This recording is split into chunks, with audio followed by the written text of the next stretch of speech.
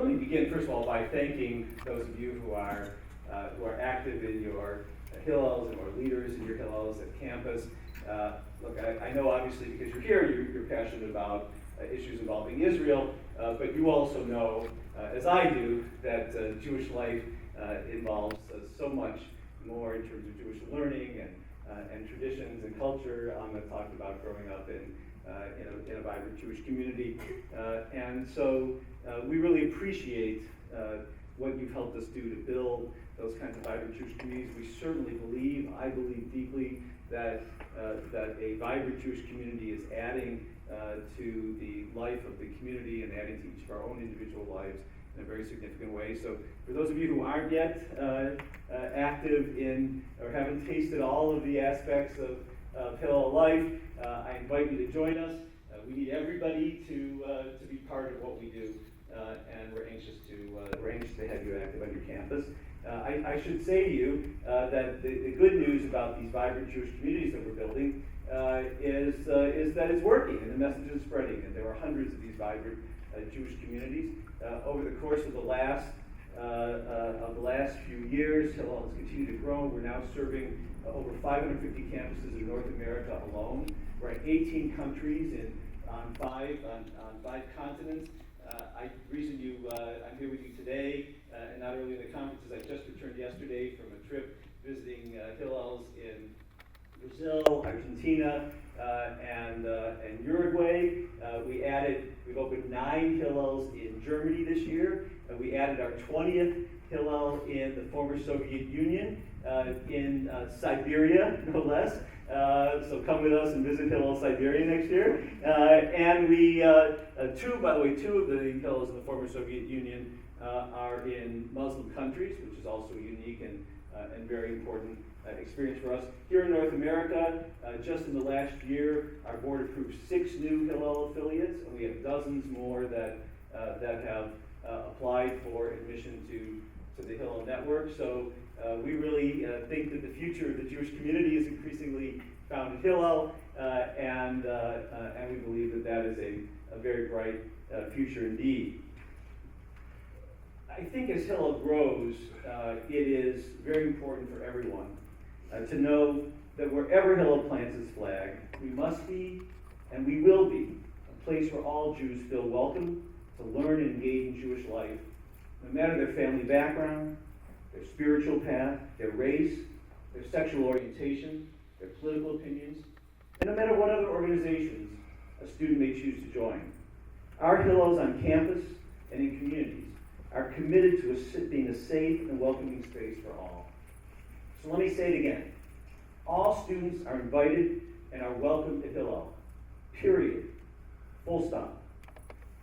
Now, people sometimes confuse our commitment to welcoming all students with our ability to work with other organizations, particularly those that are working with Jewish students on their campus or in their communities.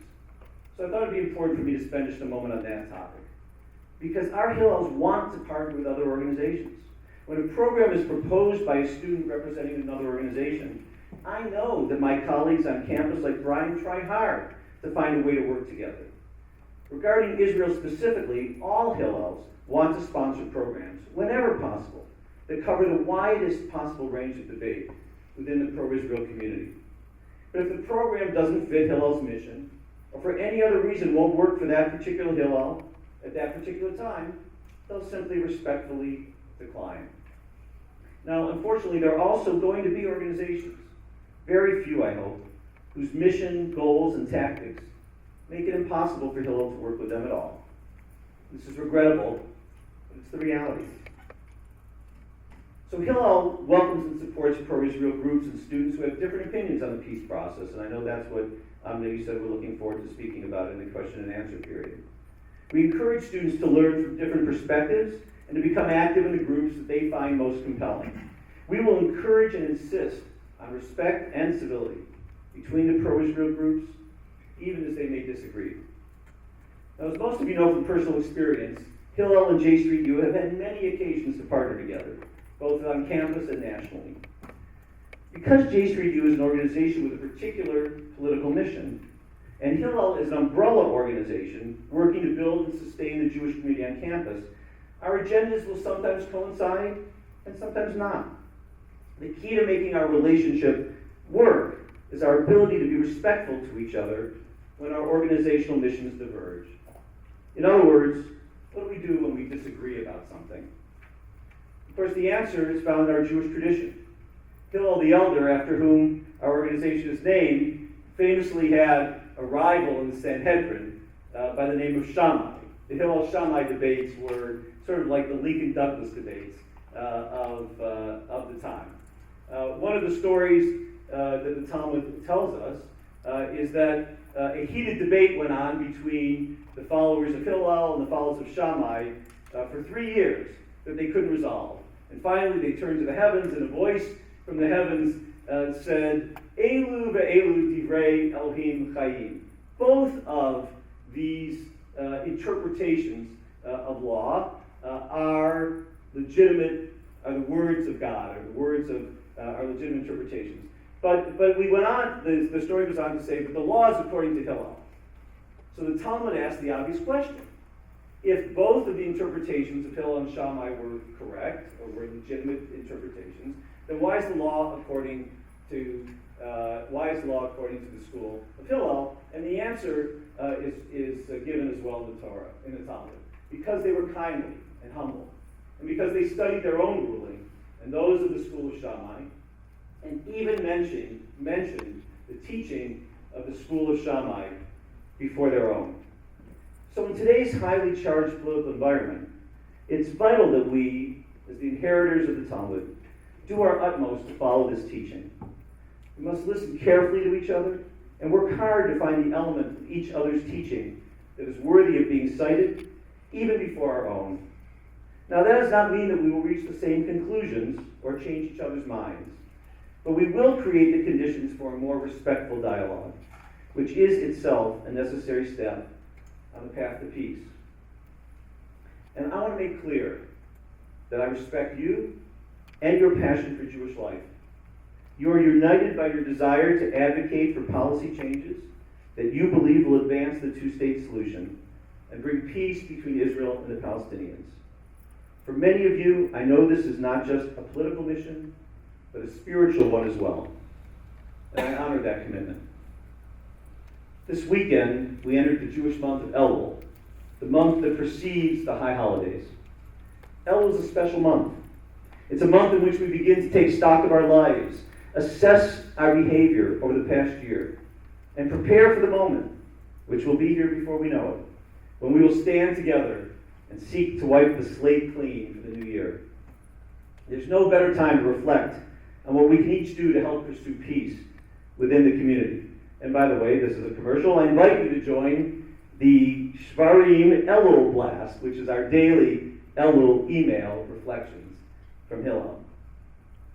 That's why I'm so grateful that you've welcomed me to speak with you today during the month of Elul.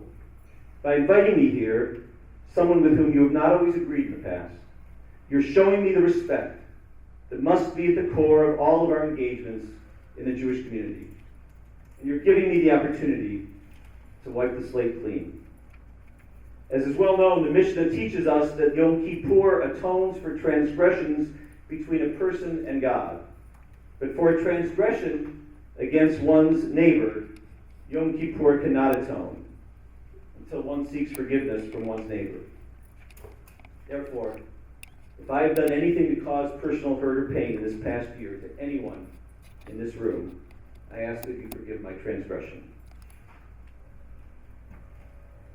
Now I want to spend a few minutes talking about Israel, which is the core mission of J Street U, and I know Amna will spend much time in our Q&A discussing the same issue. The vision of Israel living side by side in peace and security with its neighbors is one that you and I share, together with Jews all over the world. I want to tell you a little bit about my personal experiences, as Amna did about hers, that have profoundly impacted how I see the questions you're grappling with. I've been blessed to witness firsthand the great progress that has been made toward the goal of peace between Israel and its neighbors during my lifetime. So I took my first trip to Israel. I'm not telling you about hers. I took my first trip to Israel between my freshman and sophomore years of college. And one of the things we did during that trip was one of those 6-week summer trips that used to be the main way that people went to Israel. And one of the things we did in that trip is we camped out in the Sinai Desert. I'll never forget it. It was an incredible experience. And then I went back to school that fall for my sophomore year. And I remember clear as day sitting in my dorm room with my friends, watching as President Anwar Sadat of Egypt landed in Jerusalem on that historic visit on a Saturday night after Shabbat, being greeted by Prime Minister Menachem Begin, being driven through the streets of Jerusalem as people waved flags, Israeli and Egyptian flags, and were literally crying in exultation at the prospect for peace. And of course, just 1 year later, Israel signed the peace accord, the very first peace treaty in the Middle East that returned the Sinai to Egypt, meaning that people couldn't go camp out like I had in the desert, but everybody knew that it was the right thing to do. So then fast forward to 1993, by then I was privileged to be a member of Congress from the great state of Ohio. Thank you for meeting in the Ohio room, by the way, for me. And I found myself on the south lawn of the White House. Jeremy was there that day, too. The south lawn of the White House, as Yitzhak Rabin and Yasser Arafat shook hands on the Oslo Accords under the watchful eyes of President Clinton. Once again, I was there with Jewish religious leaders, with communal leaders, and people of all faiths, just inspired and brought to tears by the hope for peace. A year later, I was on the floor of Congress as a member of Congress. I was in this room as well when King Hussein of Jordan, that's him on the left, and Yitzhak Rabin embraced. Rabin, I'll never forget, Rabin said the Shehecheyanu prayer in Hebrew on the floor of in the chamber, thanking God for bringing us to that special moment. Once again, we had tears that were flowing down our faces. You could feel the elation in the Jewish world. So I know personally how strong the hope for peace is in the hearts of Jews the world over. And I've seen real progress towards peace. The peace treaty with Egypt stands today. The peace treaty with Jordan stands today. And though the Oslo Accords didn't achieve a final resolution of the conflict between Israel and Palestinians, they did advance the cause of peace. The Palestinian Authority exists today because of the Oslo Accords. And the government of the Palestinian Authority and the government of Israel collaborate every single day on issues ranging from public safety to economic development. Now that's real progress. And I know that if an opportunity for peace like the ones that presented themselves in the past came today, that Israelis and Jews the world over would embrace it instantly and overwhelmingly.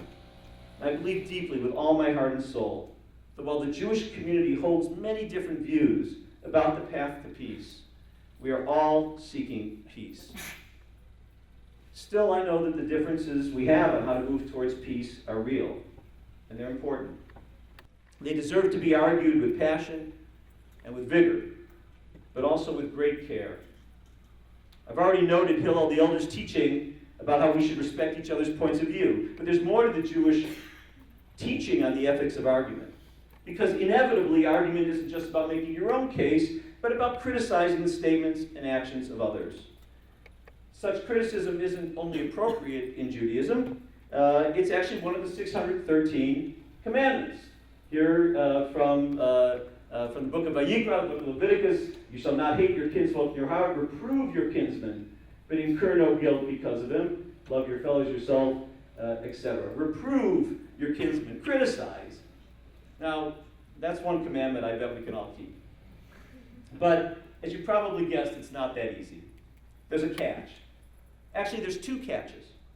First, remember that the commandment to reprove your kinsman is sandwiched in between the commandment to not hate your kinsfolk in your heart and to love your fellow as yourself.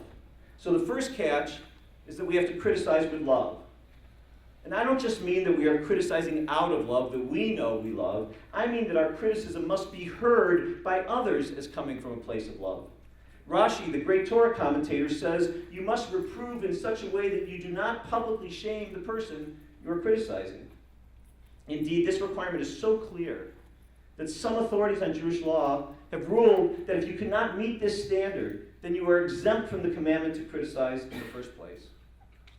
Disagreements within the Jewish community about the right way to achieve peace between Israel and the Palestinians are arguments among members of the same family. and we need to talk to each other that way. Second, Hillel the Elder also taught us not to judge your fellow until you have stood in his place. Ba'al Seidan et Chavirach ad shetegia limkomo. This obviously has special resonance for the American Jewish community as we think about when and how to criticize the democratically elected leaders of Israel.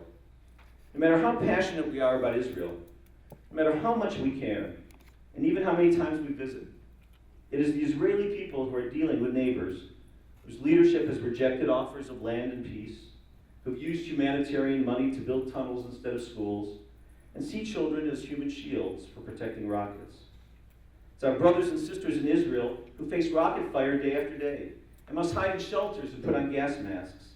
And it is those young Israelis, your age, who were on your birthright bus if you went on birthright, who while you are experiencing the joys of college life are in uniform putting their very lives at risk for our Jewish homeland. I can be pretty certain that those young Israelis and their parents want peace more than anything, more than any of us in this room. So before we judge the people they've elected to represent them, let's put ourselves in their place. And if we still must criticize, let's do so as we would criticize a loved one, not an opposing political candidate. By the way, I know that sometimes you've also been subjected to unfair criticism. That is wrong too, and it's contrary to Jewish principles. At Hillel, we're trying to build a community that works together with love and respect, even when its members disagree. At some Hillels, your views will represent the majority view among students. In some Hillels, it will not. We want you to be welcome in each case, and we need you to help us make those who disagree with you welcome as well. Which brings me to the most urgent challenge we face together on college campuses. We all understand that criticizing the policies of the State of Israel on an American college campus is not only accepted, it's more the rule than the exception. However, today there's a new challenge. Even as we are seeking to be a home for those who are advocating different approaches for Israelis and Palestinians, we're also being challenged by an organized campaign that does not support this vision. BDS isn't just a tactic to protest settlements. Their end goal is not just to dismantle security checkpoints or seek concessions for a peace agreement, matters where people can legitimately disagree within the pro-Israel community. And BDS is definitely not seeking to promote a two-state solution. If you don't believe me, listen to Omar Barghouti, the founder of the BDS movement, who said, "Good riddance. The two-state solution for the Palestinian-Israeli conflict is finally dead, but someone has to issue an official death certificate before the rotting corpse is given a proper burial." That's what BDS is trying to do. Issue a death certificate to a two-state solution, and definitely not advance it. Boycotts divide people. They are part of the problem, not the solution. We need more cooperation, not less. And we need real solutions for lasting peace, not more divisive rhetoric. Boycotts, divestment, and sanctions diminish the prospects for peace. They censor ideas and innovation, rather than fostering the growth and creativity that allows people to look for peace. And that is why we must unite against BDS and the anti-Israel campaigns that are threatening Jewish life on campuses across the country. I want to be 100% clear on this. BDS isn't coming after the right. It's coming after the left. You can't promote two states for two peoples when the BDS movement is saying that there should be only one state, a Palestinian state. You can't say you're helping people when you're seeking to take jobs away from factory workers and taxi drivers and hotel workers, Jews and Arabs alike. Now I know J Street U opposes BDS, and I applaud you for that. And you've been an important part of the anti-BDS coalition on many campuses. For example, at the University of Michigan, which has experienced difficult BDS debates the past 2 years, the voices of J Street U student leaders were critical in speeches, articles, and decision-making among a diverse Israel cohort. And I thank you for that leadership. And remember, this is a guy from Ohio, citing Michigan. And so I know you understand when I say that we need to take forceful action everywhere BDS rears its head. And we need you to stand side by side on every campus with those with whom you have disagreements, working together as a community, like you have at Michigan and elsewhere. Now I know what it is like to lead a large decentralized organization, with strong and capable leaders on every campus.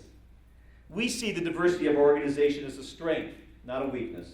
And we know there will be different approaches on different campuses to many issues in Jewish life. But on the question of BDS, we are united. We will be an active part of the coalition against BDS on every campus, everywhere. And we will do that whether our Hillel leadership on campus agrees with every strategy or tactic that the anti-BDS coalition chooses to use or not. Because working together to defeat BDS is more important than having everything done exactly our way. And so I implore you to dedicate yourselves to this effort on every campus where you have student leaders. And I urge your national leadership to encourage every J Street leader on every campus to stay at the table, help lead this fight, and not partner in any programming that supports BDS. I know for a fact that you can organize a good protest when you feel passionate about something. I'm certain that when you put that talent to work, helping defeat BDS on campus, there will be a lot more people marching with you on the rest of your agenda. The proponents of BDS are not the only threat to our mission on campus, of course. The values that all Jews cherish, civil rights, social justice, freedom, and equality, require us to join in coalition with others to build a broad and unified, not uniform, community. On campuses, I'm almost done. On campuses and communities around the world, Hillel students are living these values. Our programs highlight a wide range of perspectives on Israel and the Middle East. Our volunteer programs explore food security in Beersheba, Bedouin women's rights in the Negev, and work to aid those in Israel suffering from domestic violence. We're assisting the impoverished favela region in Rio de Janeiro and those impacted by the war in Ukraine. And this is certainly true in the United States. Just last week in St. Louis, we marked the first anniversary of the death of Michael Brown, with a panel of Jewish leaders who've been central to the civil rights movement, both at Selma in the 60s and at Ferguson last year. We committed ourselves to engaging students in this important conversation and asking them how they can be part of the solution. Hillel was an early partner with the White House for It's On Us, recognizing the problem of sexual assault on college campuses. Through our work, we've helped survivors of sexual assault and helped Hillels better discuss bystander intervention. We sent 500 students to a climate change rally in New York this past year with a special Shabbaton focused on the issue before the march. And our award-winning Ask Big Questions program is helping entire campus communities, not just Jewish students, grapple with difficult questions and listen to each other's answers so that we can learn to live together in understanding and respect. Eric, I'm going to ask you to just take 1 more minute. At Hillel, I'm happy to. At Hillel, our goal is to help develop the next generation of active, engaged Jews, the future leaders of our community. You are part of that. Help us show the older generations that the future of the Jewish community is in strong, capable hands. The famous musical rabbi Shlomo Carlebach pointed out that most of the things Jews ask God for in our daily prayers can be fulfilled individually. For example, when we ask God for good health, we can be granted good health, but God forbid, others might still be sick. When we ask God for material success, we can be successful, while others are still poor. There's only one thing we ask for in our prayers that can only be fulfilled if it is simultaneously fulfilled for everyone, and that's peace. Sim shalom. There's no peace unless there's peace for all. We're all trying to be God's partners in the quest for peace, but none of us is God. Let's all approach this quest with the passion for doing what we think is right, but the humility to know that, whether we are right or not, is ultimately in the hands of a force larger than ourselves. Thank you for your attention.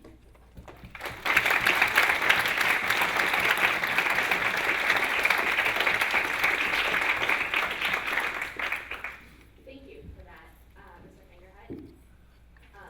There was certainly a lot of interesting things that I'm sure we'll continue to hear stories out and questions from and engage with over the course of the session. I would just ask you to be conscious of time because we have a limited amount of time, and I'm actually going to kick it now to the outgoing president, Benji Cannon. Hi everyone, my name is Benji Cannon. As you know, I'm the outgoing president of J Street U National Board. I really want to lift up something that Eric just said about our commitment to a two-state solution and acknowledge the important recognition about the importance of the work that we do and what actually drives us. Given the highly charged political atmosphere that Eric also alluded to that we're working with, that kind of recognition and the acknowledgement that two states is the end goal, the issue that we're actually concerned with and here to talk about, is of utmost importance to us. And on that note, I actually want to talk a little bit about a story that I haven't yet told, which is, you know that I've been doing this work for years, since high school, and I actually like to think that it runs in the family. Because in the year 1900, at the Fourth World Zionist Congress, my great-great-grandfather, Hyman Benkwich, attended. And by the way, Herzl said that the Fourth Congress was the quietest, but his favorite up until that point. Interesting. And as many of you know, I was elected to be a delegate to the upcoming World Zionist Congress in Jerusalem on the Hatifa slate. Woo.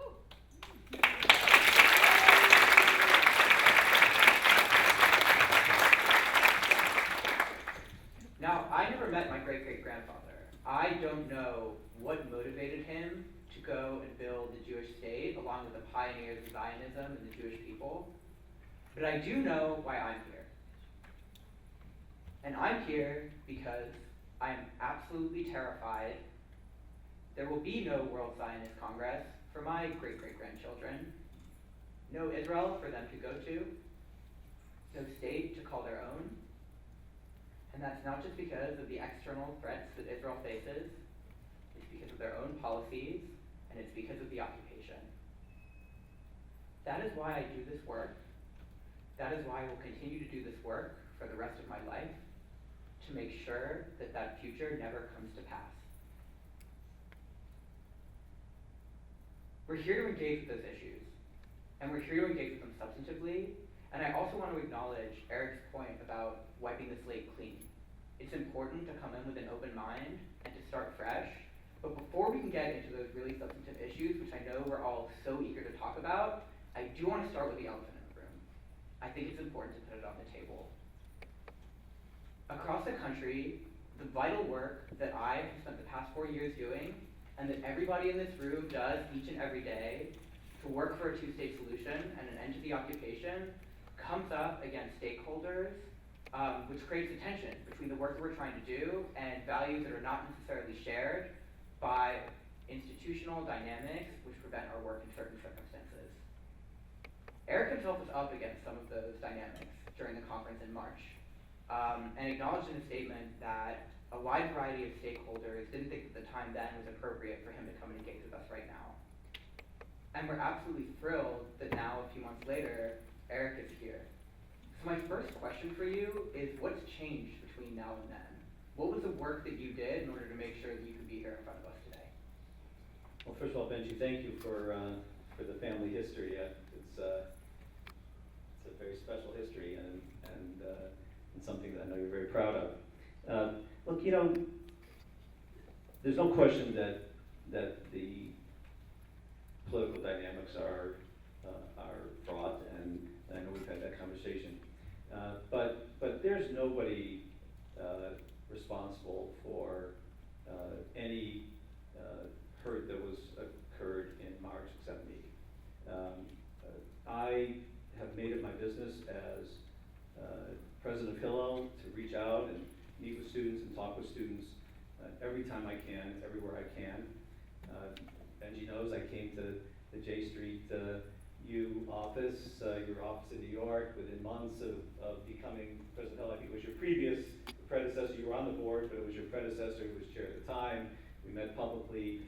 I met with many J Street U students on campus, as many of you know, because I recognize faces in the room. Our campuses, of course, engage with Hillel on a regular basis. You've been at our national conferences. We've been at your national conferences. So there's nothing but an intention to engage, and of course that was my desire in thinking about coming to March, was to talk with students, and it was only when I got a full understanding of how that was going to come across that I felt that it was important to take a step back. And this is, we've met and talked about it since then. Benji has been to our office. Of course, we've met many times, several times. Benji, you and I, even at my home when we've gone for coffee. And so this is an opportunity to be clear about what has been my intention all along, which is to engage with students. That's Hillel's responsibility, and that's what we do on college campuses. That's what certainly I need to model as the president of Hillel. And so I think we've had a chance now, to answer your question directly, to make clear that that's what this is about. This is about engaging students. It's not about endorsing an organization's political agenda, because Hillel doesn't do that, but about engaging with students. And so I'm very happy to be able to be with you today. And as I said in my talk, I greatly appreciate the opportunity to do that. Thanks. Just a follow-up question. Could you speak a little more specifically to what changed between March and now, where you did have to take a step back, whereas now you're taking a step forward? I only said, Benji, that I need to take a step back from that particular meeting, because we never took a step back from our engagement with J Street U. I never stopped talking with J Street U students on a regular basis. That particular event, it became clear to me, based on all the feedback I was receiving, was going to be viewed as an endorsement of a political agenda, and I can't do that. That's not what President Hill does. But we were well represented, and Hillel continued to engage, and I continue to engage with you. And here's an opportunity for us to engage with students, to be clear to everyone who is concerned about Hillel that we're doing what Hillel is supposed to be doing, which is engage directly with students. And I'm proud to do that. Thank you so much. And actually, on that note, there's a student here who has some experiences with those dynamics, who I know wanted to share his story with you. So Solomon from B, who's want to introduce yourself? Yeah. Hey, Mr. Fingerhut. Yes, sir. My name is Solomon Tarlin. I'm a junior at Boston University. I'm in this work because I'm really motivated and enthralled by this idea of the Zionist struggle. The creation of the state of Israel that reflects the best of our values and a commitment to our future. I had close family friends like the Bush Kafar Bloom in the north of Israel. And from them I learned that the struggle of Israel continuing to thrive while simultaneously working toward the liberal values it was founded upon was the essence of Zionism.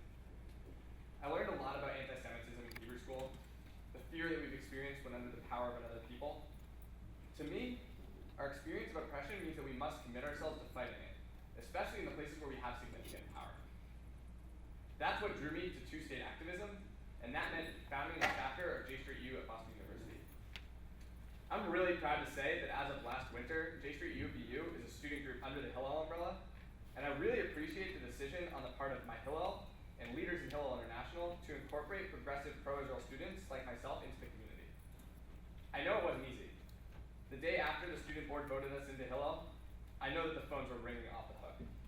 When I saw my Hillel director in the hallways, he looked overwhelmed and exhausted. I knew that powerful donors were trying to leverage hundreds of thousands of dollars in order to pressure Hillel to reject the two-state activism that I and my peers were working on. It's not hard to figure out who some of these people might be. For example, Charles Jacobs, the financier of the J Street Challenge, is a powerful Boston donor. A month later, the chair of the board of Hillel International sent out a letter about the whole ordeal to the entirety of the BU Hillel community. The tone made it clear exactly what types of phone calls they were getting and the kinds of questions that my Hillel director and his board had to field. My Hillel staff were struggling and I felt crushed. But the fact is, my feelings are just not the important thing. I want to know, who else in this room has had an experience like this? But to be frank, this meeting is not because we were hurt. For us, this isn't about whether people who care about two states are included in the conversation. For us, this is about two states being the only way to secure Israel's future. My experience at Hillel represents a great opportunity for Hillel and J Street U to build support for Israel's Jewish and democratic future. Because at the end of the day, if a small, powerful group of stakeholders threaten the Jewish community's ability to effectively act to achieve two states, I'm not concerned about the people in this room being hurt. I'm concerned about Israelis and Palestinians being hurt. And while I appreciated being told what the stakes were, never was I brought into any conversation with the people who are trying to inhibit my two-state work. And I want to be a partner.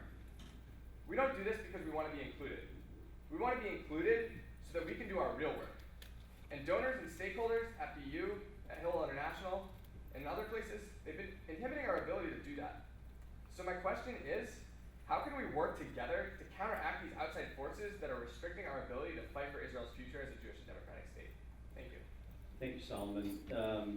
So first of all, I appreciate the work you're doing at BU, and I know that it was a multi-step process at BU, and I think you did, I assume it was you and your colleagues at BU, did the right thing, which is when first time the decision didn't go the way the J Street students at BU wanted it to go, they stayed engaged with the conversation, continued to talk with people and try to persuade people, and the decision went the different way the next time. That's exactly the way we need to work, which is to stay engaged with issues.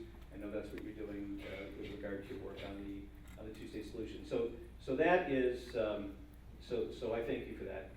But I'm afraid I have to disagree a little bit with some of the elements of Solomon's description of where we are. The fact is that the J Street U works very, very closely with Hillels all over the country. You work with your Hillel directors, I know you do. Many of them were at the conference in March and have been provided the forum to make the political advocacy statements that you wish to make and to try to persuade other people to join with you in that political advocacy.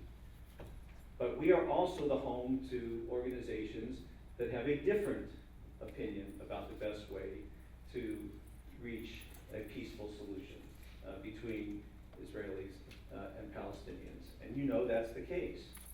So the debate, with all due respect, is not between J Street and powers that be in the community. It's amongst the Jewish people and amongst the Jewish community on campus, some of whom will agree with you and some of whom won't.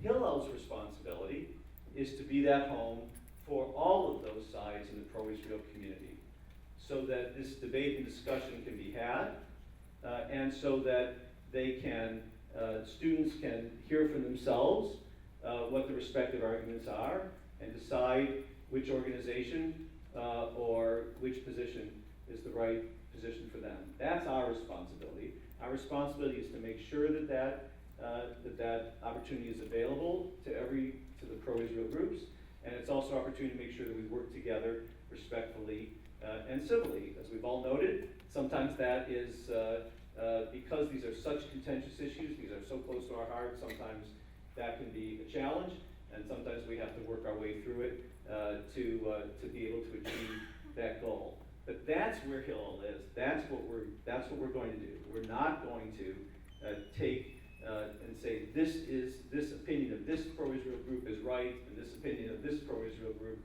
is wrong. We're going to make sure that all of those voices have an opportunity to be heard.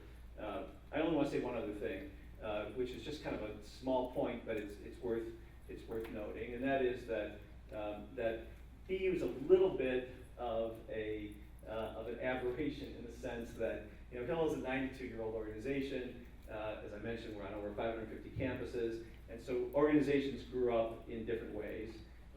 And most Hillels don't have a process for affiliation of groups, formally affiliated groups or not. A few do, because that's just the way that campus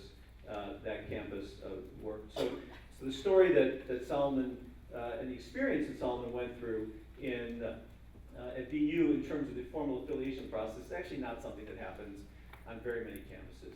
Most places, and really what we consider to be the best way to work is, you have your organization on campus. When you have a program or something you'd like to do with Hillel, the student leaders and the directors at Hillel, talk with you, try to find a way to make it a program if you want it to be a program that's co-sponsored by Hillel.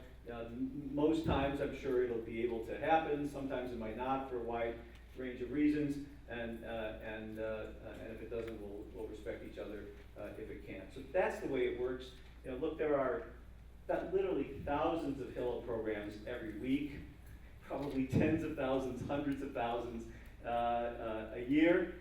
They are being put together by student leaders and professionals on campuses all over, everywhere. They run the full gamut of Jewish life, cultural, religious life, as well as the full gamut of debates and discussions about Israel.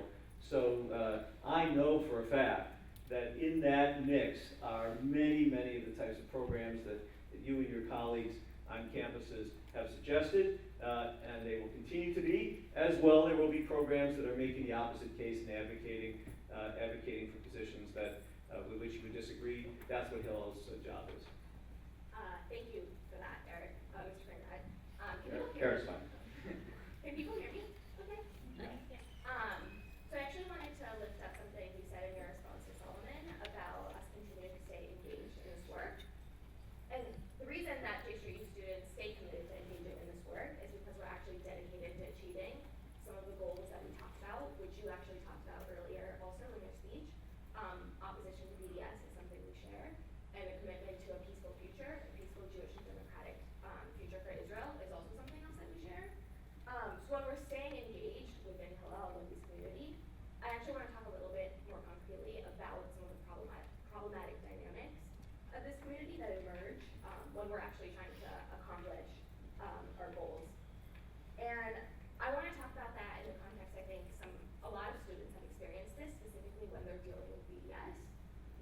Because when we are working with other groups in Hillel, I think that actually some of Hillel's strategies are not the most effective. And I actually know that a student had a question about that. Zoe, do you want to? Hi. Hi. My name is Zoe. I'm a rising sophomore at Stanford, and I was elected last night as the vice president for the Northwest region of the JSU National Board. Congratulations. Thank you. I have a question for you, but I think it's important that you hear my story before I ask it. So I wanted to share my experience with divestment on my campus. As you may know, Stanford Student Senate approved a divestment resolution this winter. When I first came to campus and heard that divestment would be an issue this year, I was really scared. I had heard horror stories from my family about students experiencing anti-Semitism on campus during BDS campaigns, and I know that there have been anti-Semitic incidents on Stanford's campus.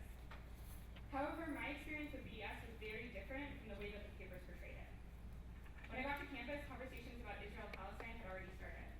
After each event I attended regarding divestment and the conflict more broadly, I felt more and more urgency to act in response to what I was hearing. I was concerned about the status quo continuing, one that endangers Israel and a future Palestinian state. The divestment coalition at Stanford had a broad base that included students from a wide variety of backgrounds.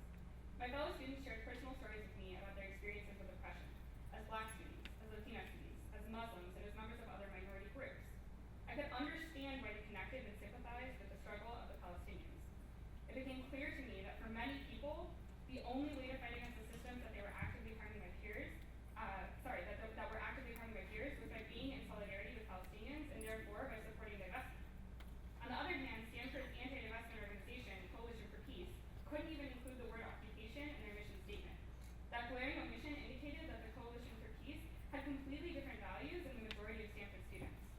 On top of that, I was seeing and hearing horrifically racist and Islamophobic things from my Jewish community, which further affected the way that they were not actually engaging in the conversation. This divide was specifically visible after the failure of the first divestment vote.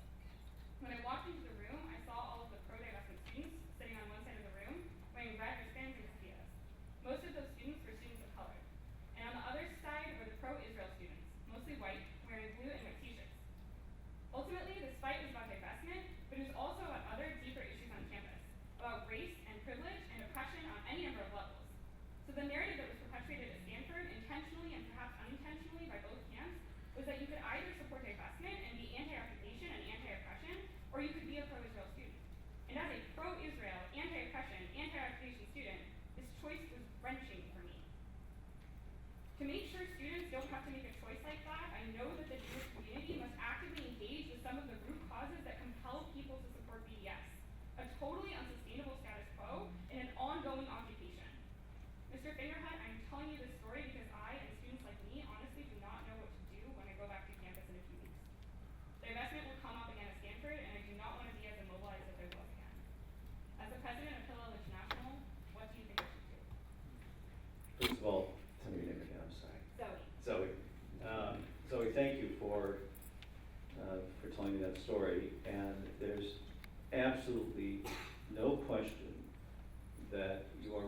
that one of the dynamics on campus that is strongly driving the BDS debate is in my view, false analogy that has been growing between the issue of oppression overall and the issue of the Israel-Palestinian conflict. That dynamic that you saw is a dynamic that we saw on many college campuses. And it's one that we absolutely have to be proactive in addressing without question. By the way, I want to make sure that everybody knows that any racist or Islamophobic comments are inexcusable, intolerable, and I'd love to know examples of them privately so that we can follow up on them, because I followed the Stanford situation pretty closely, and our colleague, the Hillel director at Stanford, Rabbi Serena Eisenberg, who's really a tremendous leader of the Jewish community and active in social justice movements in her own right, I know would also feel similarly appalled by any such thing that would come from the Jewish community. Question you ask is how do we address what's clearly been that growing divide? I know you heard from Jerry Pallas yesterday, and she is the leader of the Israel Action Network. The Israel Action Network is a project of both the Jewish Federations and also JCPA, the Jewish Council for Public Affairs, which have been represent the community relations councils, which have been very involved across the country in this kind of work, building coalitions. We work very closely with Jerry and her team, the IAN, and so many of the things that she's been thinking about, and I'm sure spoke about, are similar to the things that we've been thinking about. But also, Hillel is proactively engaging in building partnerships with organizations that represent students of color and the social justice movement. In my remarks, I showed you a picture of a panel discussion that we just did in St. Louis 2 weeks ago. We happened to have our meeting of the new directors and new professionals and new student interns who are preparing to go on campus, probably similar, our equivalent to this meeting as you prepare for the next school year. And it happened to be that we were in St. Louis exactly 1 year after Michael Brown was killed and the riots in Ferguson began, and we took that opportunity to engage the entire student leadership that was there in an in-depth discussion of an understanding of Black Lives Matter and the connection of Jewish social justice principles to that. Many of you may know an organization called Ayeka. The leader, who is an African-American Orthodox Jewish woman, was there to explain, to help really connect our students to that issue. By the way, it was moderated by one of our Hillel student leaders, University of Kansas, Evan Traylor, who was also African-American, and so we were able to, I think, in a very important way connect. And that's just one example. I know that the time is limited, but I could go on about all the initiatives that are underway to rebuild those coalitions, which may have frayed over the years. That is how we reach across the aisle, so that there's an understanding that a coalition exists because groups are able to support each other's objectives. And surely we need the African American student groups on campus to know that we understand the challenges that are associated both in the broader society with Black Lives Matter and the challenges that are associated with race and privilege on campus, and that we'll be prepared to stand with them, just as we ask for help and support to fight back BDS movements that are not about promoting peace or understanding or or conversation that are actually doing the opposite. So there's surely, as Zoe points out, there's surely work to be done. It will not likely be done instantly. It will take time to do that. But I think there's a recognition that the dynamic that Zoe describes is real, and that there is an obligation on the part of the Jewish community, both broadly and on campus, to work aggressively to rebuild those coalitions of partnership and support, because truly the analogy that those groups have moved to is not one that we should accept or agree with, but rather one that we should be in a relationship of partnership that we can explain why that's not a good analogy. I want to follow up with that question just by emphasizing 2 points I think you made were really, really critical. One is that coalitions exist because we support the same objectives. And the other is that we can't fight BDS effectively without broad coalitions. But the issue that myself and so many of my peers have experienced on campus is that when we build coalitions with other marginalized groups, their first and foremost question, the objective that is at the core of what they're doing, is do you support an end to the occupation and oppression of the Palestinian people? And we do. But when we join with the rest of the Jewish community that has a different view on that, we don't come off as particularly credible. So my question is, given the need for both broad coalitions and coalitions that support the same objective, how can we in the Jewish community begin to share this objective of ending oppression for the Palestinian people in the occupation?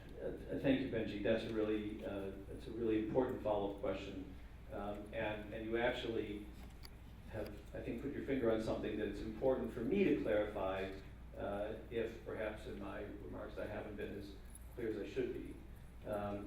There's no question that coalitions work, as I said, when they support each other's objectives. By the way, it's also the case, and I don't think I covered this part of Zoe's point, but it's also the case that in order for coalitions to stay together, as I did mention in my speech, we're not always going to be able to have it say exactly what we'd like it to say, right? By definition, for a community to be together, for a coalition to be together, we don't all get everything we want. We sometimes have things that we advocate for that don't make it into the final draft of a document or the final draft of a strategy. It certainly happens to me. Heck, I served for 10 years in the minority in the Ohio Senate. I went to work every day knowing that most of what I was advocating wasn't going to end up in the final document, but maybe I could help influence the direction of a particular bill.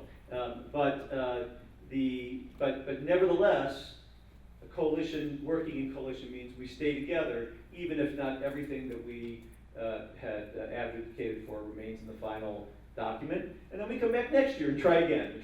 And that's how coalitions and communities work. The piece that I want to pull out of Benji's comment, though, is something that I think is really important for us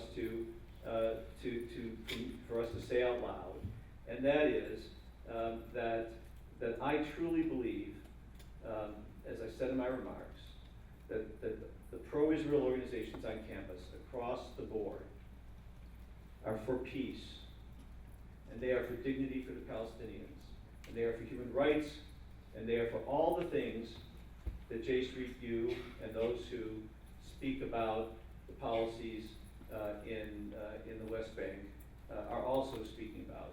What they have is a different view about how best to accomplish the goal.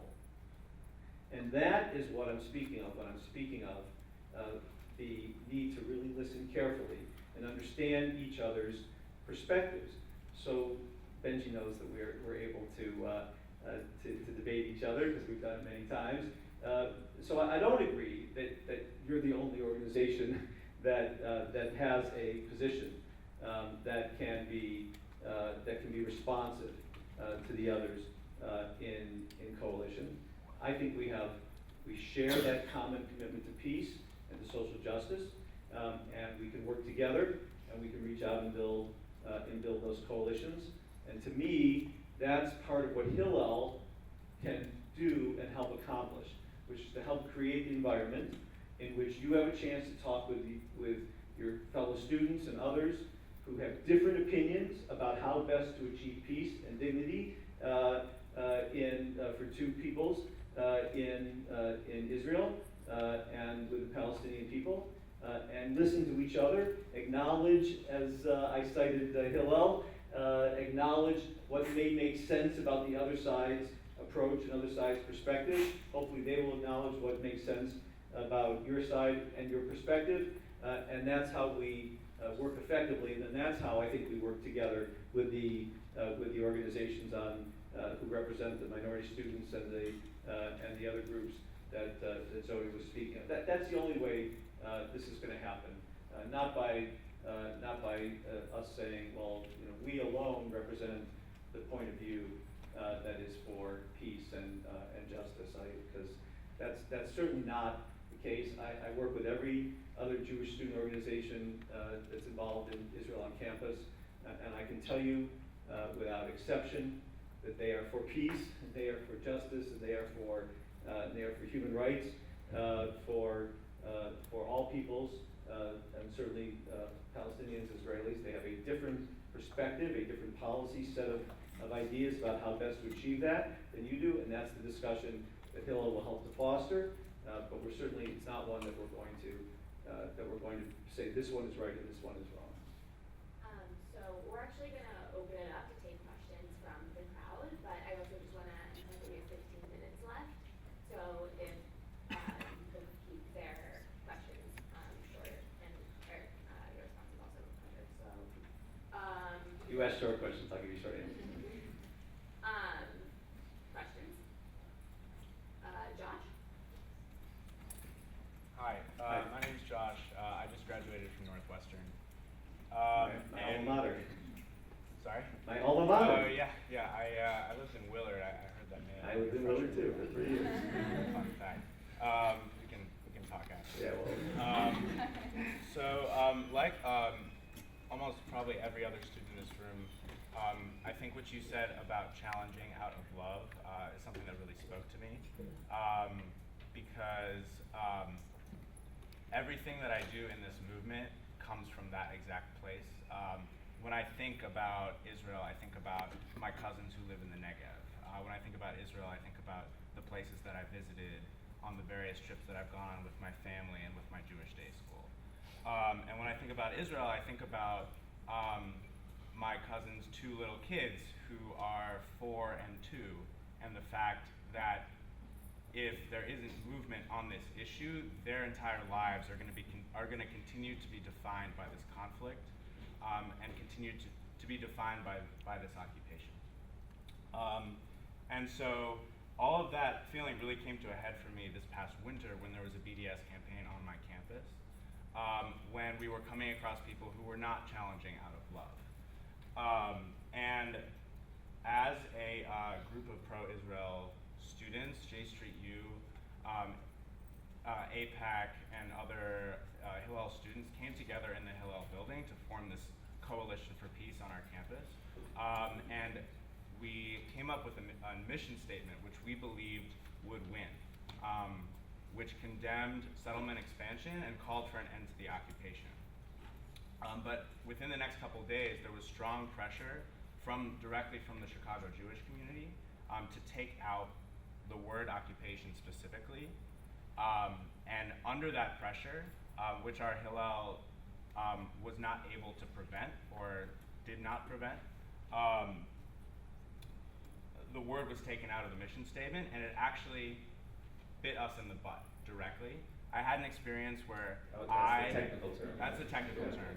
I and the head of our APAC group were actually participating in a debate with 2 members of NU Divest, and they said 2 really powerful things. One, they said the Coalition for Peace is a no campaign.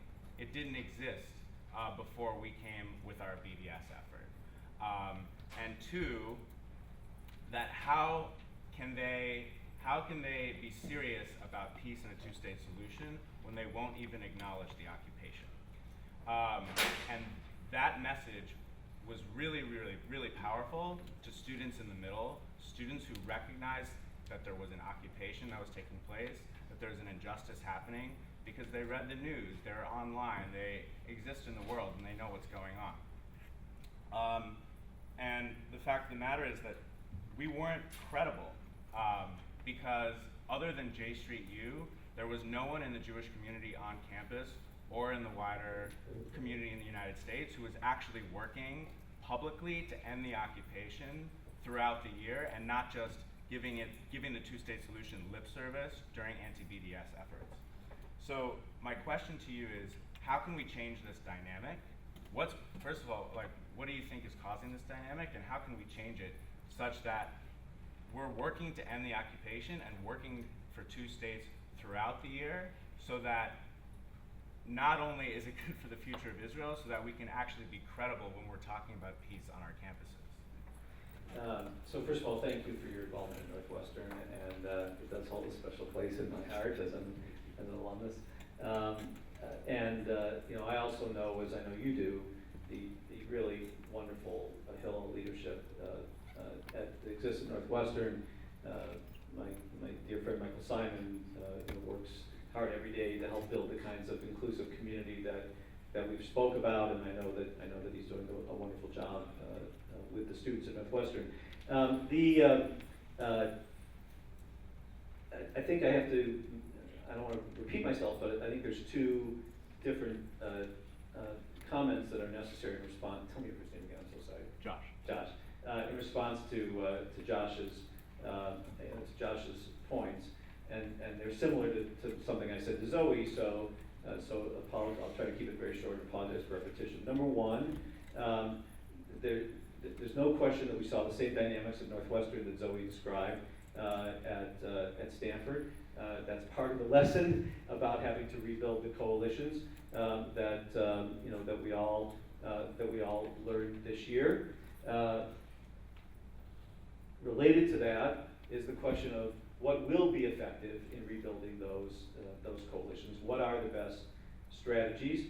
I mentioned, I just realized that Jerry's here. I didn't see her before. I didn't see her come in, so I mentioned that I know Jerry's talked to you about a number of such strategies. I mentioned to you a number of such strategies that Hillels on various campuses have been pursuing. And like any other campaign, and that's what campaign against the BDS resolution is. You try things, try strategies to see if they work, and if they don't work, then you try something else until it works, because the goal is to be successful. I was a political candidate many times. I can attest to the heated debates that go on within campaigns about what the right strategy is, and what the right wording is, and what the right approach is. And often, the higher the stakes, and these stakes are very high, the more tense those debates can get, and they can cause hurt feelings. But when the debate is done, we come together and we adopt the strategy that has been adopted, and then we come back next time and try again. And that's what you'll do. You'll make the same points. If God forbid it happens again at Northwestern, you'll make the same points and perhaps have more success in making those points within the coalition on campus. That's one piece. The other piece, though, and this is my response to Benji, that I do need to say is that with all respect, we need to understand that while you believe that J Street U is the only organization working effectively on a two-state solution, that would not be the opinion shared by those who are working, including students, who are working with other Jewish pro-Israel organizations on campus. They would see it very, very differently than you.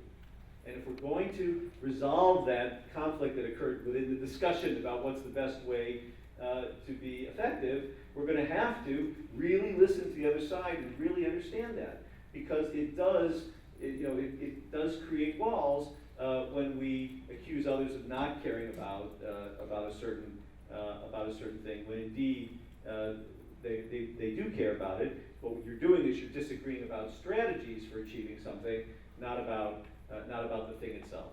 And that's something that we're all going to have to get much better at, just as they're going to have to get better at hearing you and understanding that it does come out of a place of love, Josh, as you said, and not out of a different a different place. So it's a very important thing for us to do. We have a lot of this work to do in the Jewish community, and my colleagues at Hillel on every campus, that is the work that they're determined to do, right? Many of them would agree with your position. Other people would, others maybe find themselves personally closer to the position of other organizations. But unanimously, every Hillel leader wants to be in a place where we are helping engage those conversations between different students who come from different perspectives about the best way to solve to seek peace between Israel and the Palestinians and human rights and all the things we've talked about. And that's the fundamental work.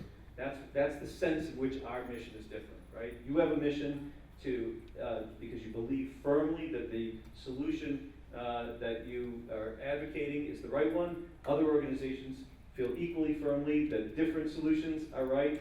Hillel's mission is not to take those sides. Hillel's mission is to create the inclusive community on campus that gives you the opportunity to talk with each other and hopefully find a common way of approaching it that will in fact be successful, and then also enable us as a unified community to build those coalitions across campus that are so necessary to be successful.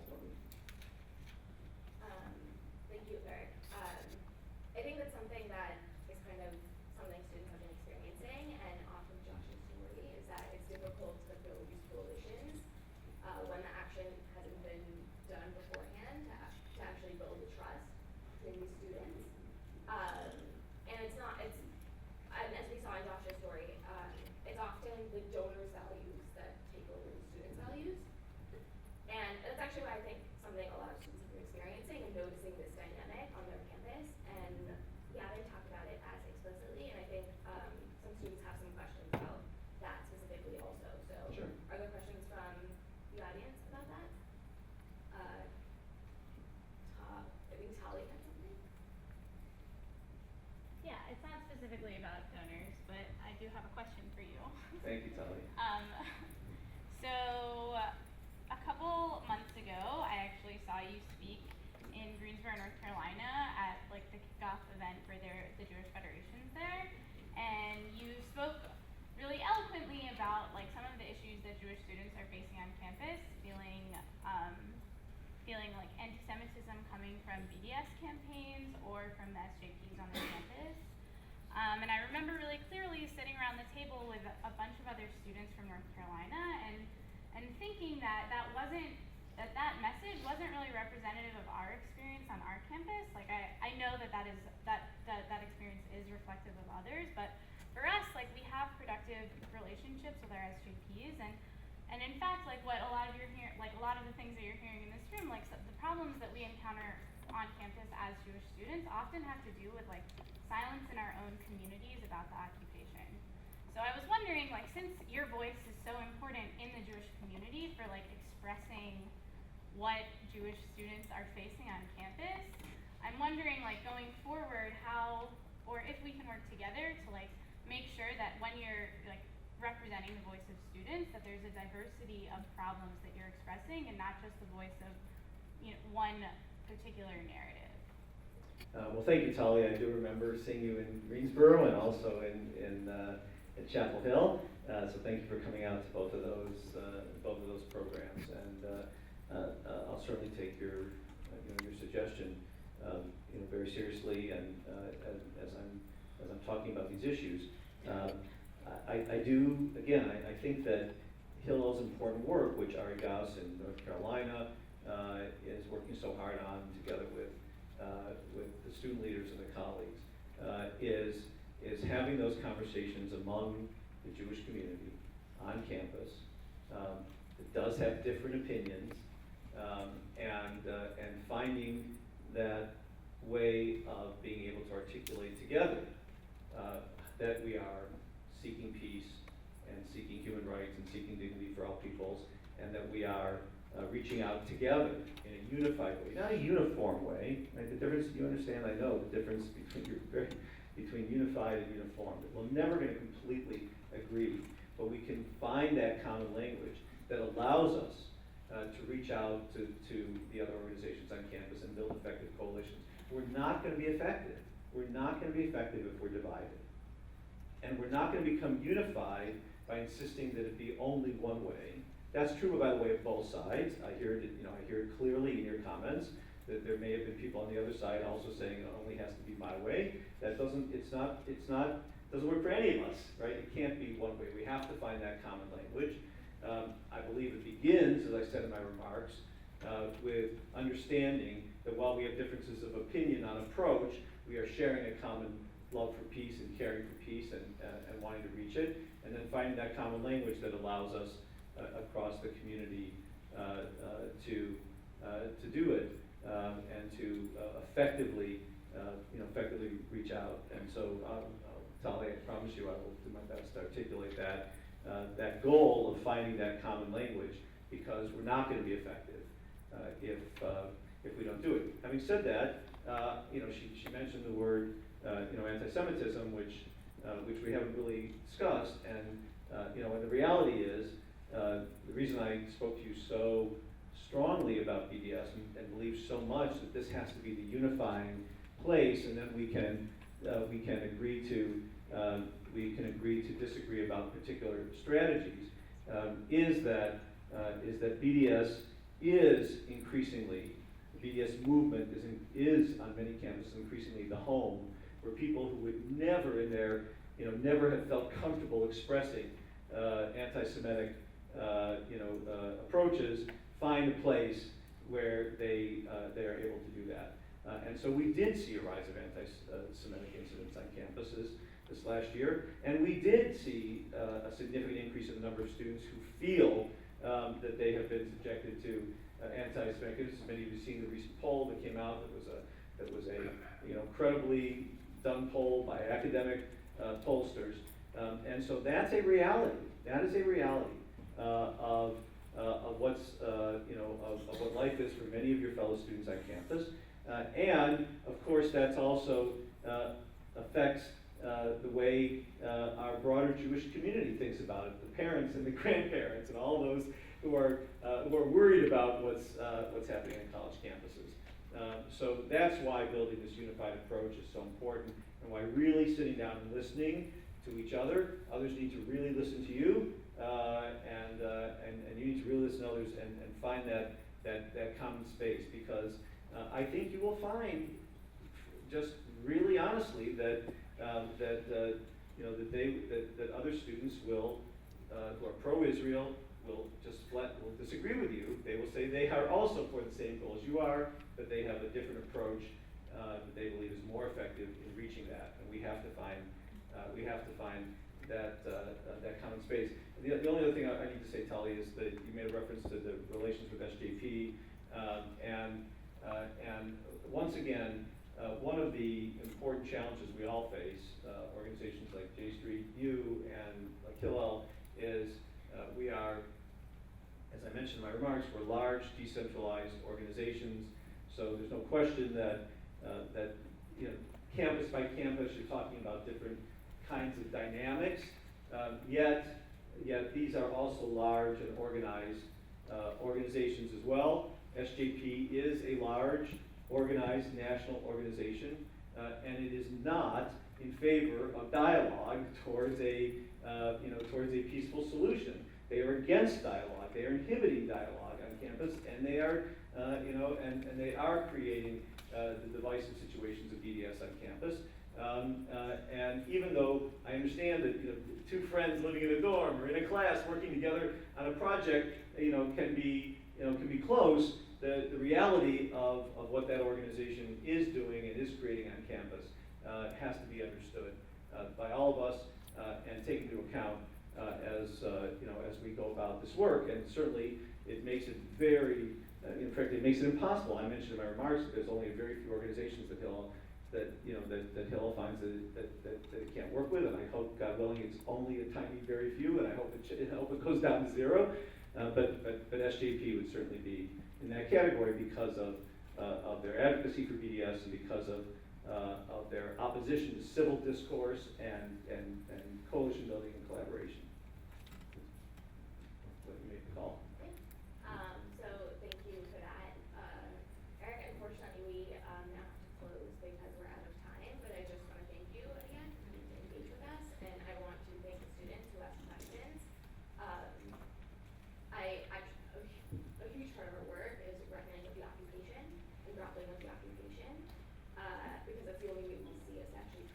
inclusion, democratic future for the state of Israel.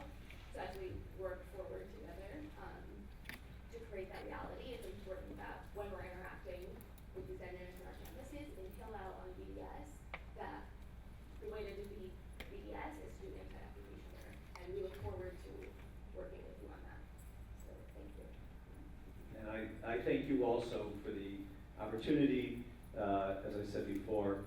I also, just say, that I encourage you, and I know you do this because you're active on campus, that the place where Hillel does its work is on campus through its campus leaders, student leaders and professional leaders.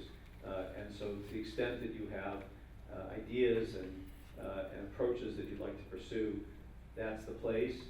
I wanted to be here today because I don't want there to be any barrier that is caused by me to you working with your campus leadership. But that's where Hillel's work is.